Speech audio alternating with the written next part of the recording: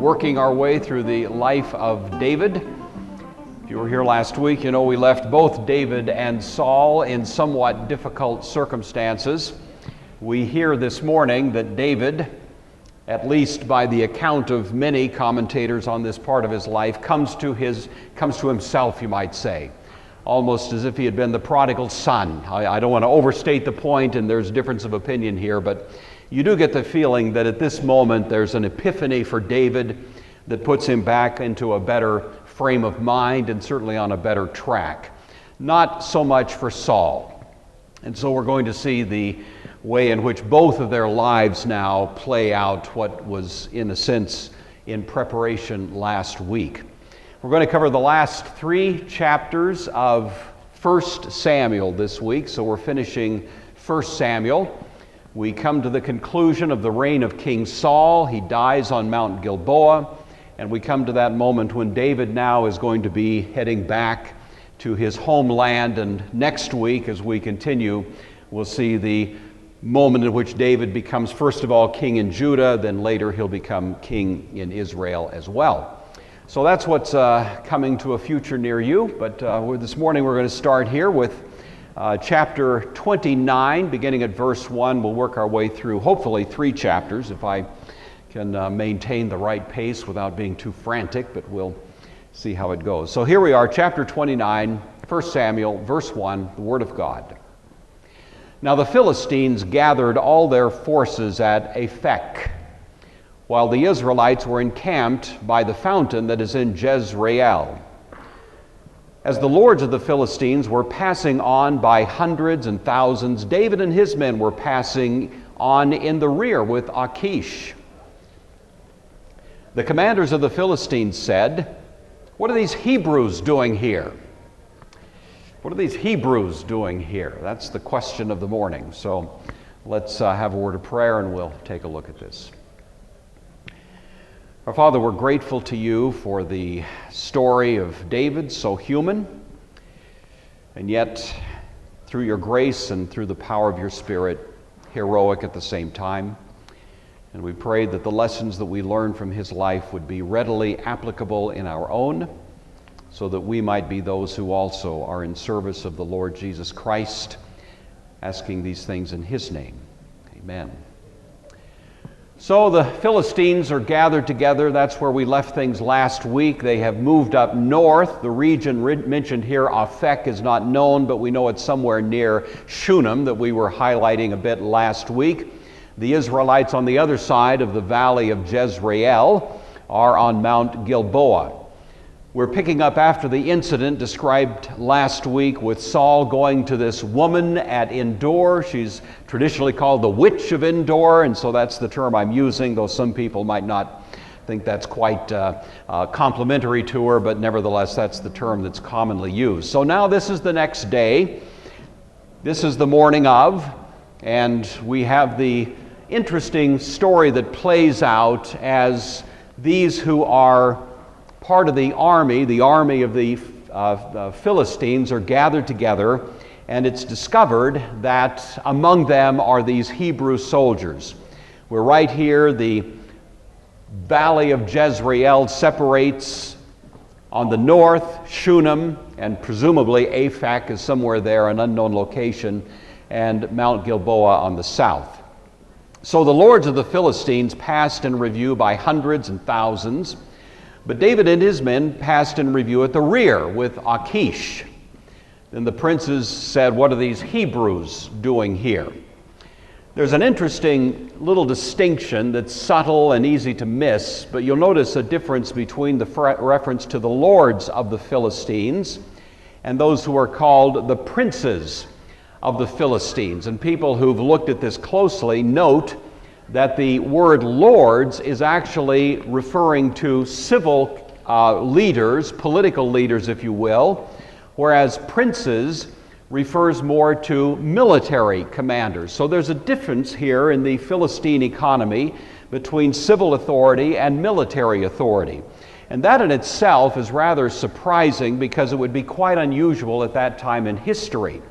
Generally speaking, military command represented the ultimate command in the society, but here we have the Philistines with a kind of working difference between those two regimes.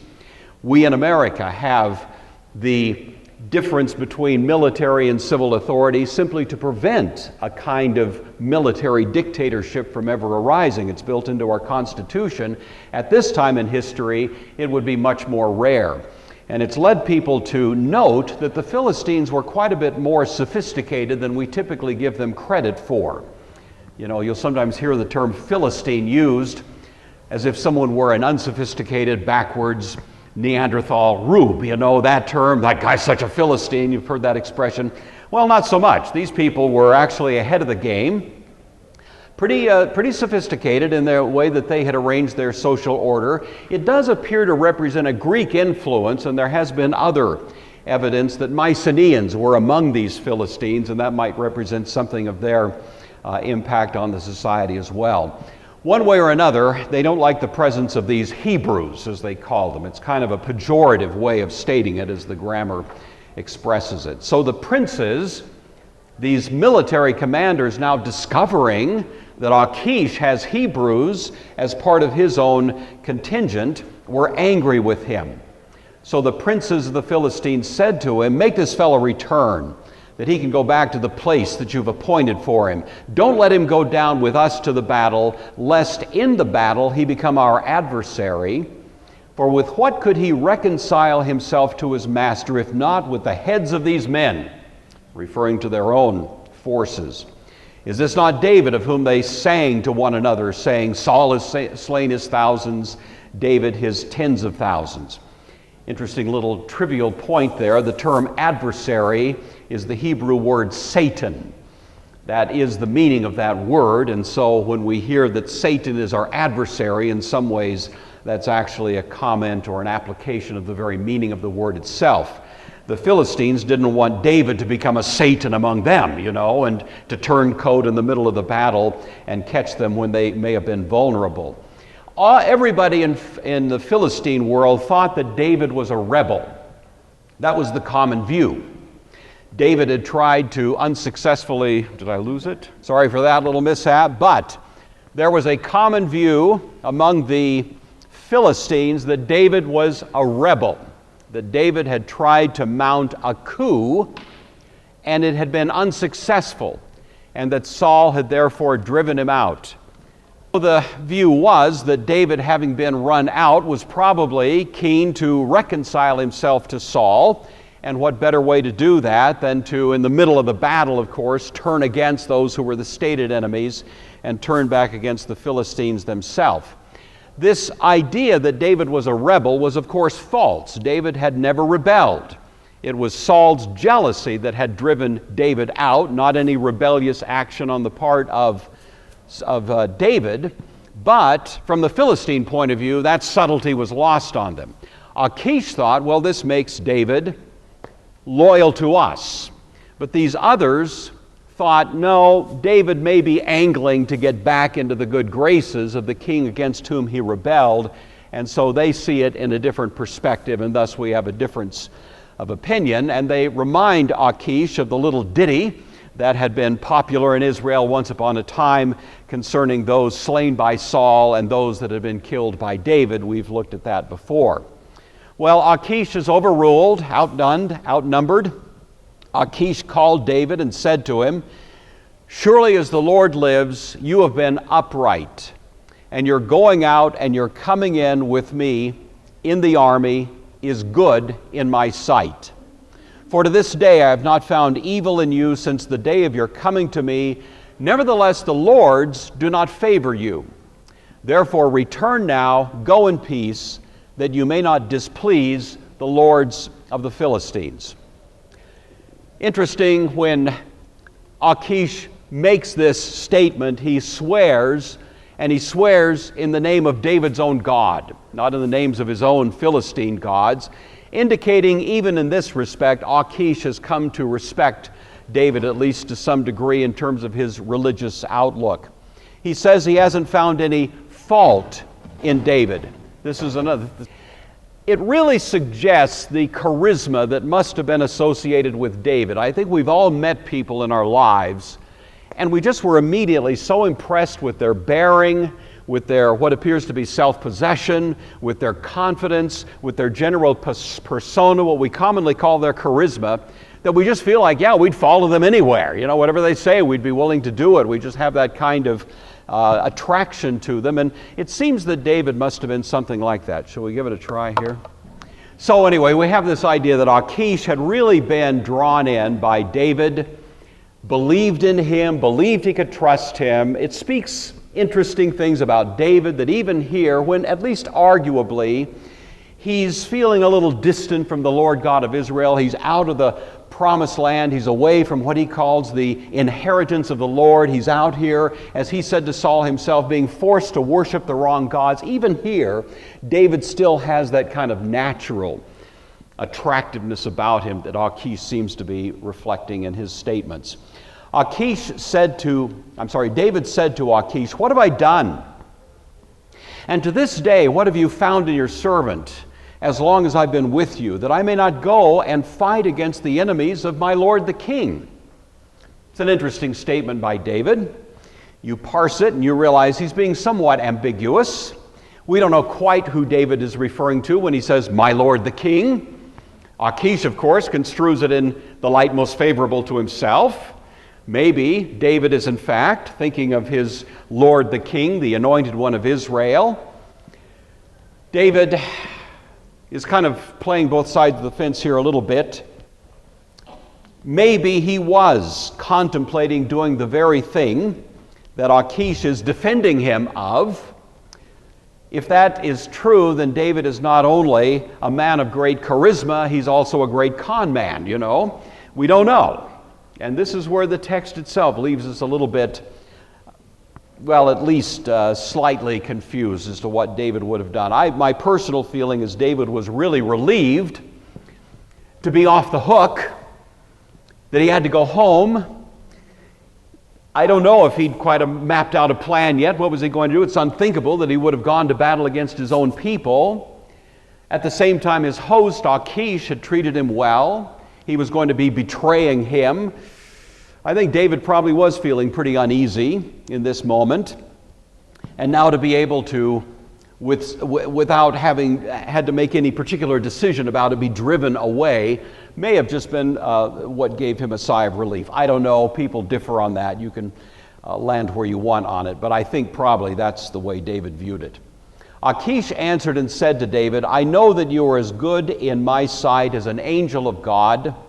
Nevertheless, the princes of the Philistines have said, 'He shall not go up with us into the battle.'" So Achish, overruled by higher authorities, is urging David on his way, even though Achish has no complaint whatsoever against David, has never suspected that David is playing a game with him. He's really been taken in fully by David and his ability to persuade Achish in that way. So he continues, "Now therefore rise early in the morning with your master's servants who have come with you.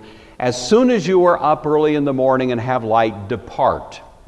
So David and his men rose early to depart in the morning to return to the land of the Philistines, and the Philistines went up to Jezreel. So Achish is urging David to leave early in the morning. He says it several times. Leave early, first thing, morning light, get going. I think even Achish, though he trusted David, realized that what he had just done from David's point of view was a slap in the face. That this would be quite an indignity for David, who's now all dressed up and ready to go to battle with his men, to be pushed away, treated with contempt by the other Philistine lords, is an insult. And at that time, in that day, and throughout much of history, when a person is insulted, they're expected to take reprisals. And Achish realized that David, whatever else he was a soldier, was a warrior, was a commander, was a successful military personality, and that he would not take a slight easily. This was, of course, what provoked the attack on Nabal that was only at the last minute prevented by the intervening work of Abigail, the story we looked at a couple of weeks ago. I think Achish was a little worried that though he trusted David, David might still wake up in the morning and not take action against Achish, but maybe some of these other jerks, you see, who were sending him home. And so Achish wants to get him going right away to avoid that. David, for his part, probably wasn't thinking of doing anything like that. He was glad to get going, and so he leaves. It's about a 3-day journey. They're up in the north of Israel, near the Sea of Galilee. So it's going to take a couple of days to get back to Gath, the hometown of Achish, and then another day to get to Ziklag, which is 50 miles to the south. We have 2 stories now. We have the story of David returning to Ziklag, and we have at the same time the story of Saul going to battle against these Philistines. And we're going to try to cover both this morning. It's a big piece of text to chew, but we'll see how we do. So anyway, first of all, we go along with David. It happened when David and his men came to Ziklag on the 3rd day that the Amalekites had invaded the south, and Ziklag attacked Ziklag and burned it with fire. So 3 days out, it took him 3 days to get back, and now he arrives and discovers that what he had been dishing out to the Amalekites, they have just returned the favor. He's been doing raiding parties against them for some time, giving them some grief, and now they give him some of his own medicine. And so they come, and not only do they plunder this unprotected town of Ziklag, but they take the people, take the property, and then just to add insult to injury, they burn everything to the ground. This area that we're looking at is to the southern part of this map. So Amalek, you see, is indicated there. They do a sweeping campaign against a region that apparently was pretty much unprotected. Nobody home at the time. That is to say, none of the fighting men were home. Everybody's up north getting ready to meet the Philistines. Even David has taken his men north. So Ziklag is unprotected, the Negeb of Judah is unprotected, and the attack by the Amalekites, therefore, is sort of a sweeping raiding party that is very lucrative, very successful, because they're not meeting any resistance. And now David has come home to find the results of that. It's not a battle or a war, it's just kind of a raid that was probably unexpectedly successful from the Amalekites' point of view. So here come David and his men, 3 days' journey, looking forward to getting home, and here now they arrive. They find that they had taken captive the women and those who were there, from small to great. They didn't kill anyone, but they carried them away and went their way. So David and his men came to the city, and there it was, burned with fire. And their wives and their sons and their daughters had been taken captive. Then David and the people who were with him lifted up their voices and wept, until they had no more power to weep. And David's 2 wives, Ahinoam the Jezreelitess, and Abigail, the widow of Nabal the Carmelite, had been taken captive. There's deep pathos, of course, in this text. They didn't kill anyone. They probably, when they first arrived, were looking frantically for bodies. No bodies. The place was vacant. And they knew immediately the intention, which would have been the standard Amalekite practice and others of the same ilk in that region, to take people down to Egypt and sell them in the slave markets there. And so their sons, their daughters, their wives, their families were all being hauled away, as it were, in chains, down to Egypt, where they were going to be traded in the slave markets, and would really be almost impossible to retrieve if they ever made it there. To add insult to injury, the city had been burned with fire. You can imagine what these people went through. They're on the 3rd day, leaving Gath, heading the 50 miles down, kind of forcing themselves. It's a lot of territory to cover in a day, 50 miles. They're anxious to get home, they're pushing themselves, and then as they approach, they begin to see a little smoke on the horizon, and a funny feeling in the pit of their stomach as they begin to realize maybe something isn't quite right. And the closer they get, the more they realize what a catastrophe has befallen them.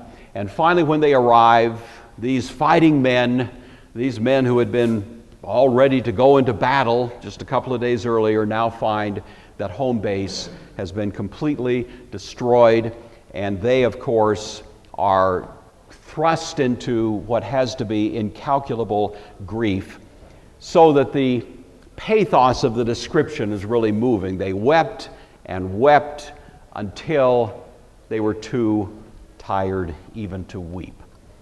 They arrived at the end of the day, and this is what they encountered, and this is the emotion that's described. Some of you in this room, I suppose, at times have been at a point due to a set of circumstances where you feel like you've wept and wept till you had no more power to weep. And in some ways, we're supposed to gather from this that God knows about that. That this is not a random universe that just because of the luck of the draw dealt you a bad hand, but that even in these circumstances, God is with you. And we're supposed to learn that by looking at what happens with David, who is joining these people, weeping till he had no power to weep.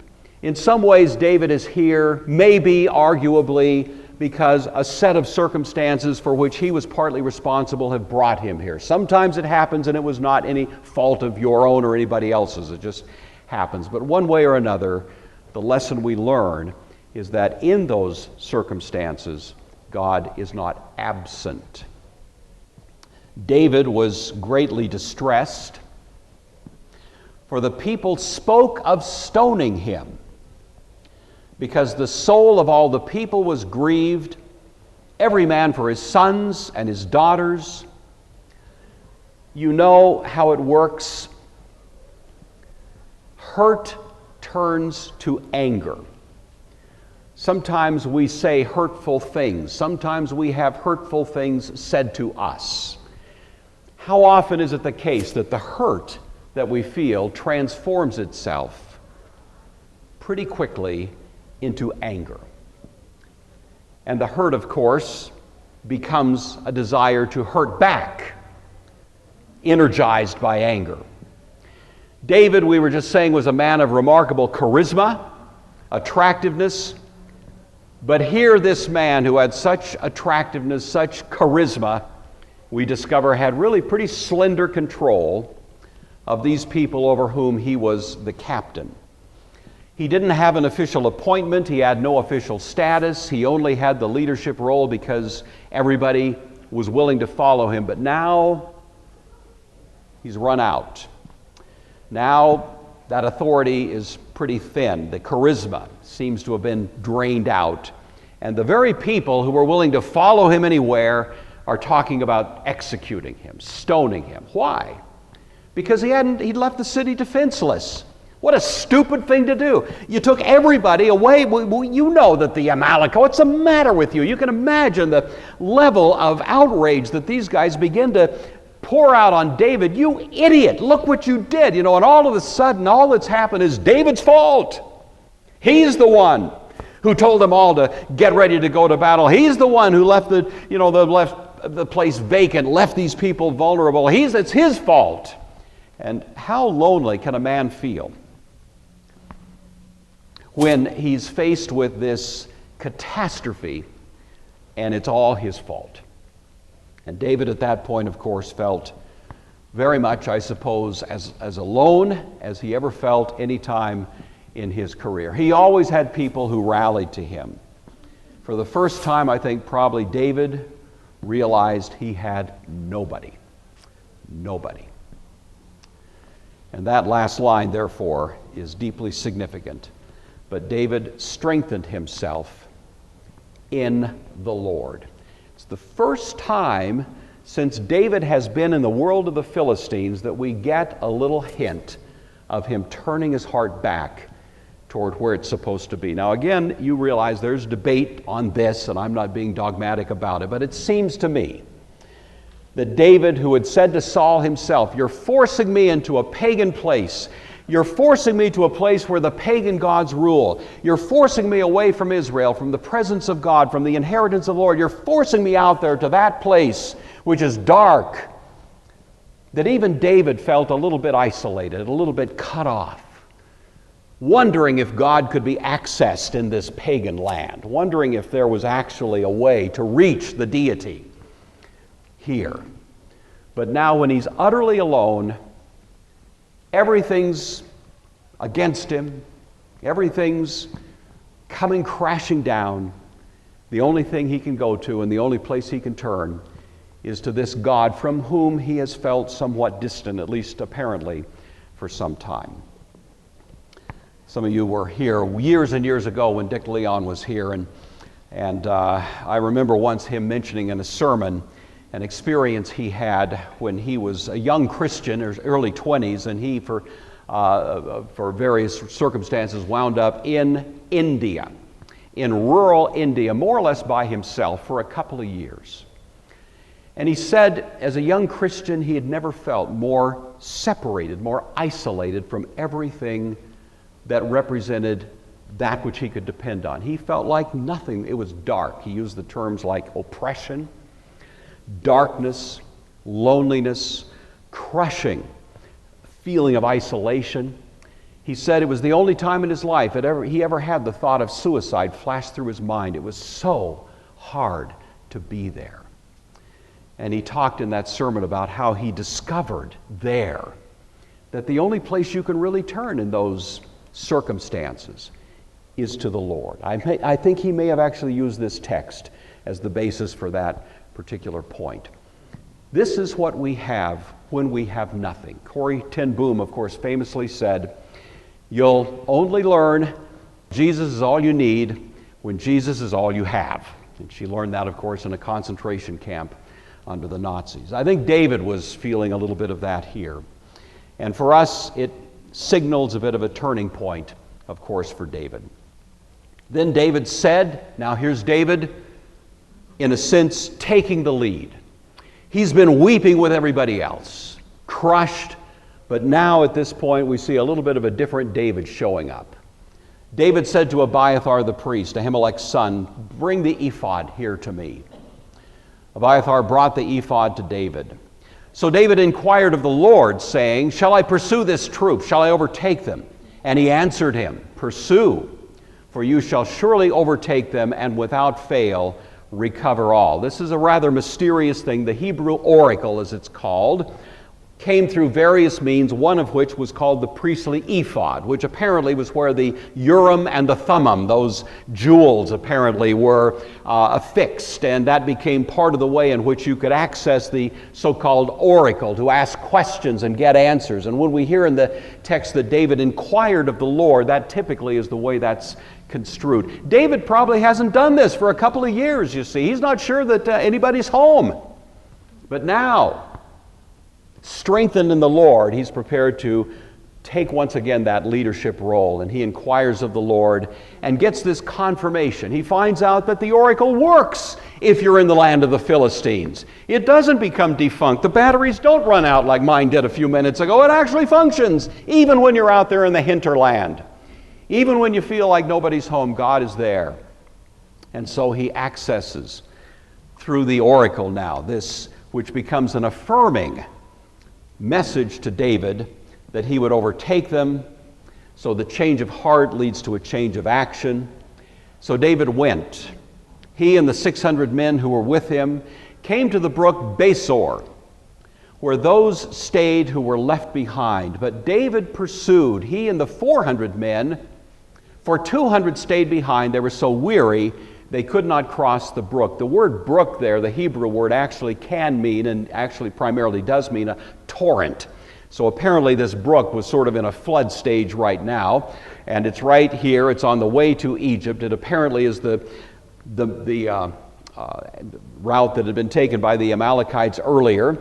200 of these guys, after a 3-day march, after weeping till they couldn't weep anymore, and now going out in hot pursuit of Hadad, they have no more strength, and they're left behind. 200 of them on the other side of that brook, while 400 follow David across, going out in pursuit of these Amalekites. Then they found an Egyptian in the field and brought him to David. And they gave him bread and he ate, and they gave him water and he drank. And they gave him a piece of a cake of figs and 2 clusters of raisins.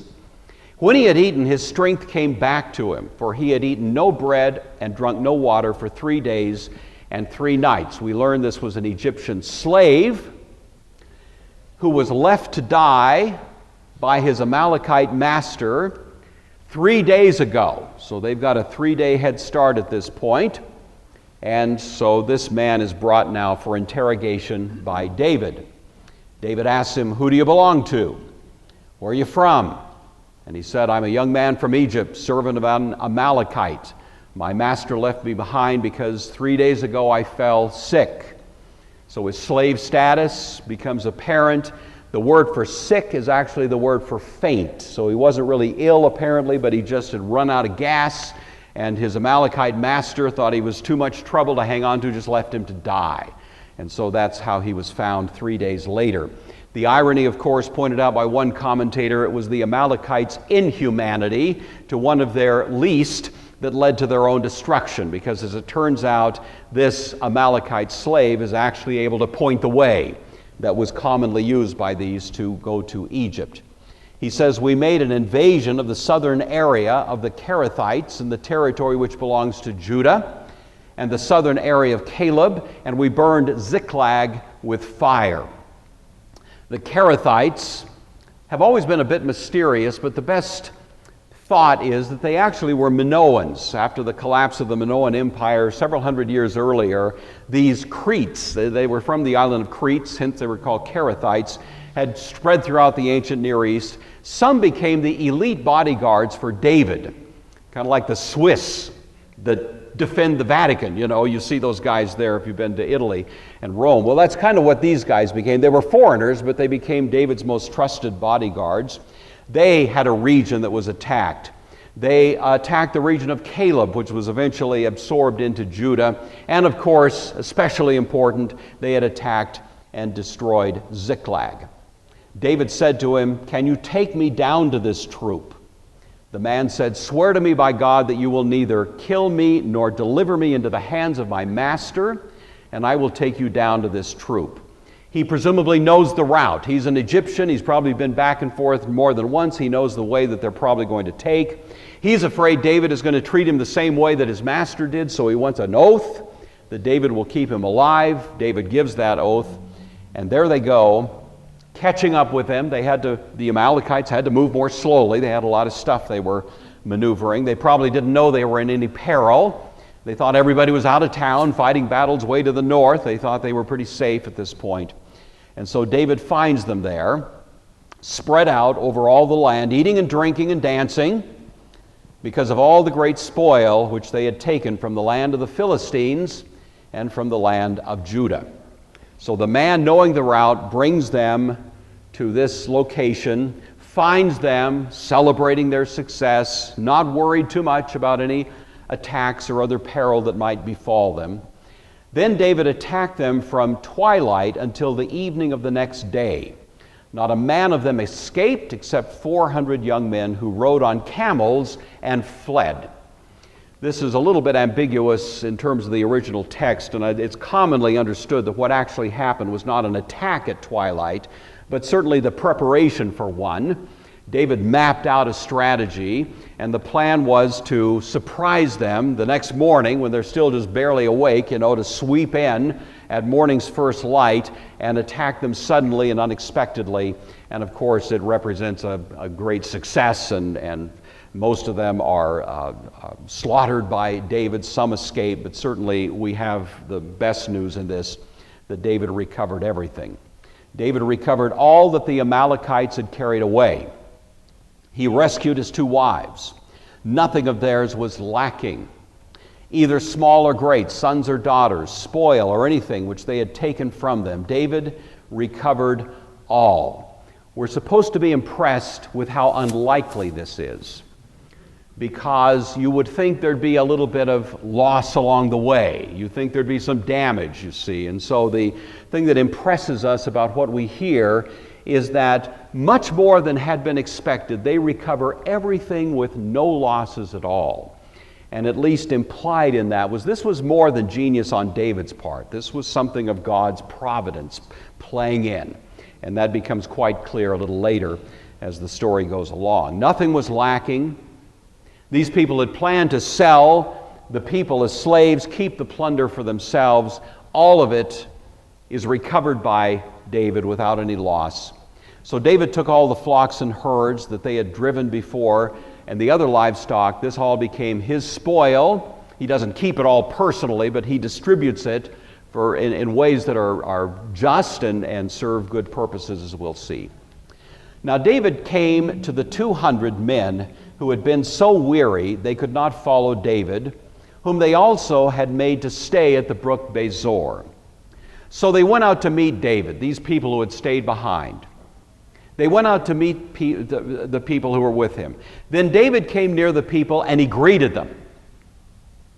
Then all the wicked and worthless men of those who went with David, he had some of those, answered and said, "Well, look, they didn't go with us. We're not going to give them anything.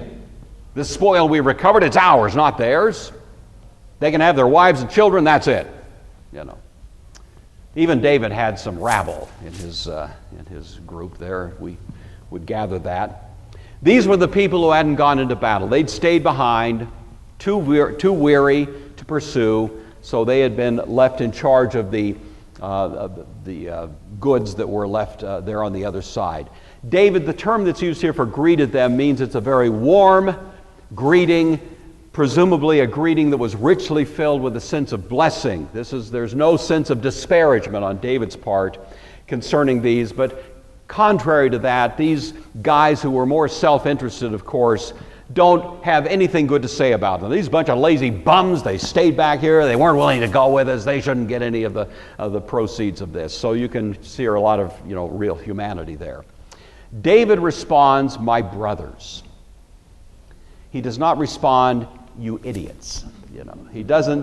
We can imagine some of the ways, but David was a master diplomat. "My brothers, you shall not do so with what the Lord has given us," what the Lord has given us, who has preserved us and delivered into our hand the troop that came against us. For who will heed you in this matter? But as his part who goes down to the battle, so shall his part be who stays by the supplies. They shall all share alike. It's a remarkable concept, and it became a rule, we'll see, in Israel. He responds to them politely, but firmly. The Septuagint puts it a little bit more of a sharp point on it.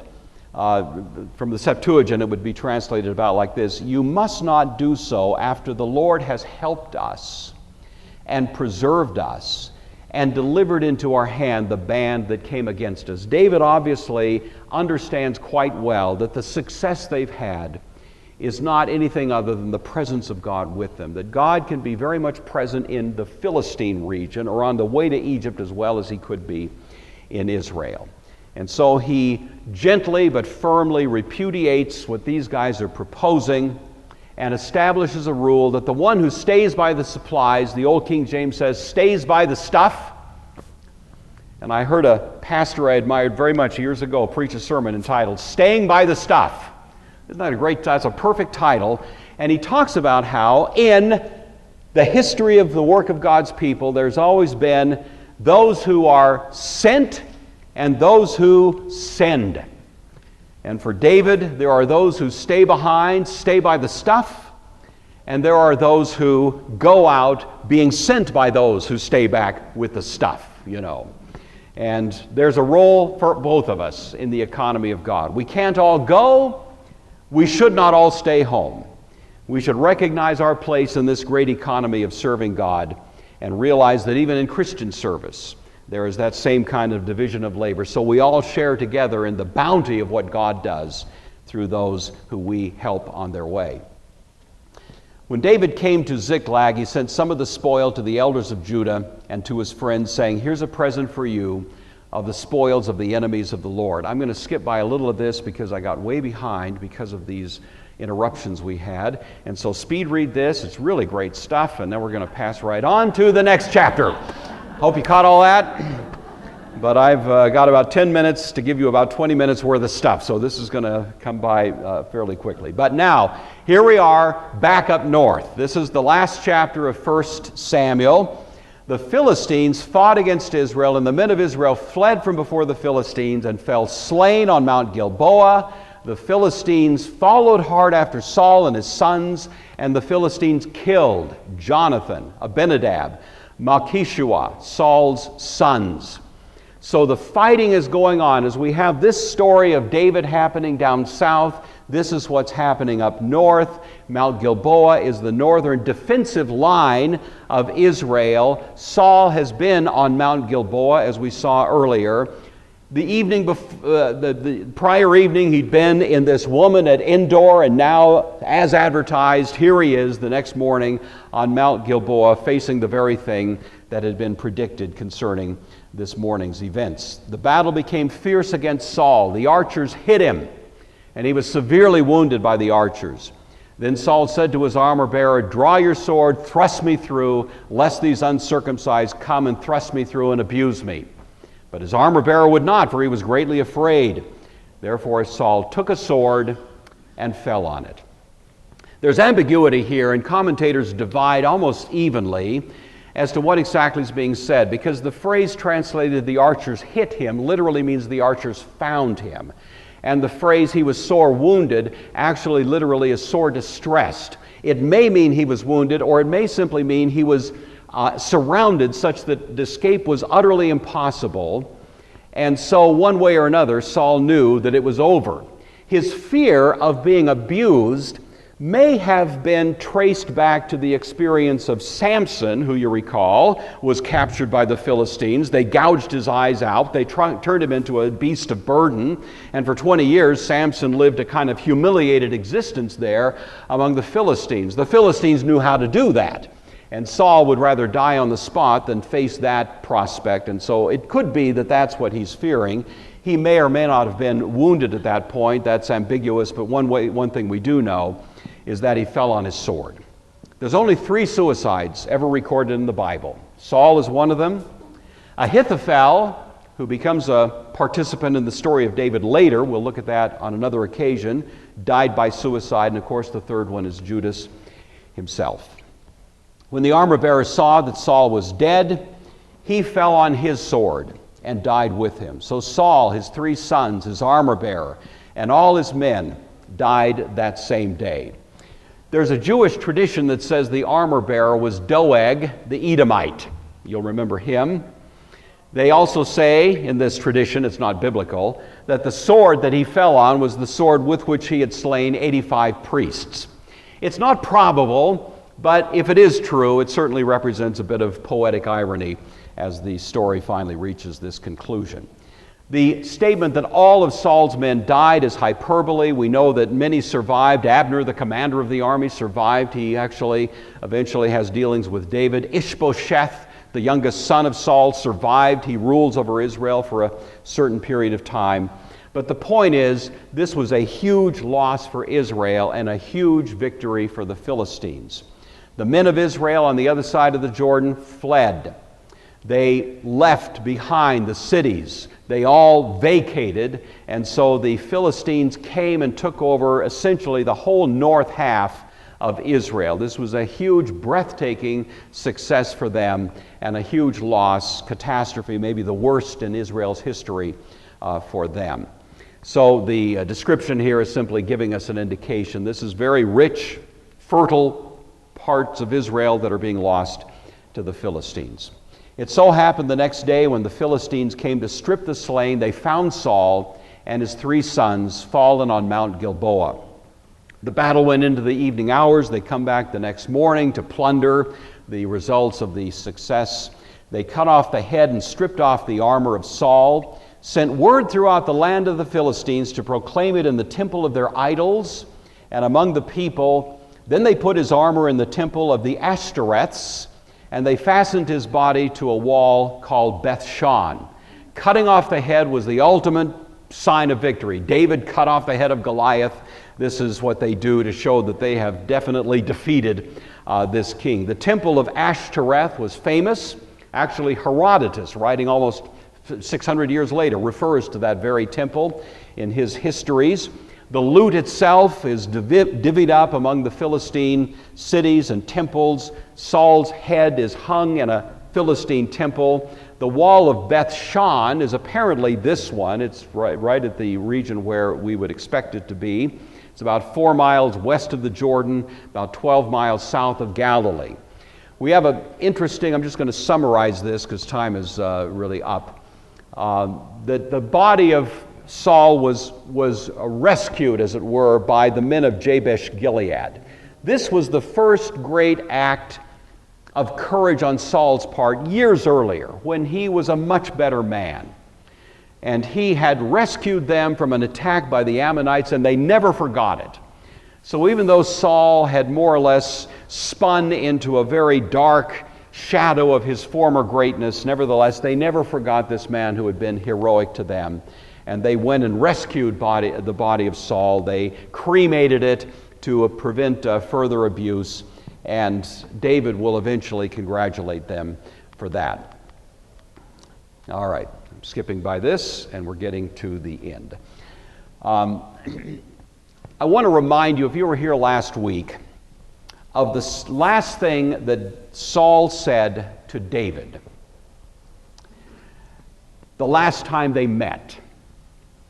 And of course, David had spared Saul's life again. If you were here, you recall that story. And then David and Saul have that last conversation, and the conclusion of the conversation was when Saul said to David, "I have played the fool." You know, the great summary statement of the way in which Saul had acted toward David is distilled into that famous line, "I have played the fool." I was reading a well-known Bible teacher, scholar, preacher of another generation. Some of you know the name, J. Sidlow Baxter, and he was commenting on this particular statement by this particular man. And it was so powerful, I thought as my Sunday school lesson, I'd just pass it on to you, and hopefully it'll be as insightful for you as it was for me. He says, quote, "A man plays the fool when he neglects his godly friends as Saul neglected Samuel. A man plays the fool when he goes on enterprises for God before God has sent him, as Saul did. A man plays the fool when he disobeys God even in seemingly small matters, as Saul at first did. For such disobedience nearly always leads to worse default. A man plays the fool when he tries to cover up his disobedience to God by religious excuses, as Saul did. Samuel, of course, said to Saul early on, to obey is better than sacrifice, religious observances. A man plays the fool when he tries to persuade himself that he's doing the will of God, as Saul tried to persuade himself when all the time, deep down in his heart, he knows otherwise. A man plays the fool when he allows some jealousy or hatred to master and enslave and deprave him, as Saul did toward David. A man plays the fool when he knowingly fights against God, as Saul did in hunting David to save his own face. A man plays the fool when he turns from God, from the God he has grieved, and seeks an alternative in spiritism, in traffic with spirits, in the beyond. And he concludes, the end of all these ways of sin and folly is moral and spiritual suicide. We can only finish any such downgrade course with the pathetic groan of Saul, I have played the fool. Saul is a great bad example. You know, started well. We learn a lot from him. We're glad he's there. We're sorry for the way it turned out in his case, but it becomes a wonderful model for us to spot those areas where in any of our lives we are susceptible to beginning a path which would conclude with any of us saying to someone we love, I have played the fool.